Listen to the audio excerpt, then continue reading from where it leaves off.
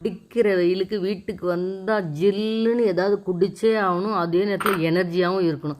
என்னடா பண்ணலாம் அப்படின்னாக்கா ஒரு சர்பத் போட்டுடலாம். 2 பவுலில் 1 பவுலில் பாதாம் பிசினும் 1 பவுலில் சப்ஜாவதியும் சேர்த்து தண்ணியை ஊற்றி ஊற வச்சு ஒரு ஓரமாக வச்சுட்டு ஒரு ½ லெமனை எடுத்து கட் பண்ணி ஜூஸ் எடுத்து ஒரு கிளாஸில் சேர்த்துக்கிட்டு அதே கிளாஸில் 4-5 ஐஸ் க்யூபையும் ஜில்லுன்னு சேர்த்துட்டு சர்பத் எசன்ஸ் 1 க்யூப் அளவுக்கு அதையும் அதுக்குள்ளே சேர்த்துட்டு அதுக்கப்புறமா நம்ம ஊற வச்சுருக்கோம் இல்லையா, அந்த பாதாம் பிசின் அதை 1 ஸ்பூன் சேர்த்துட்டு அது கூடவே சப்ஜா விதை ஒரு 1½ ஸ்பூன் அளவுக்கு சேர்த்துக்கிட்டு அது உங்களுக்கு எவ்வளோ பிடிக்குமோ அந்தளவுக்கு சேர்த்துக்கோங்க.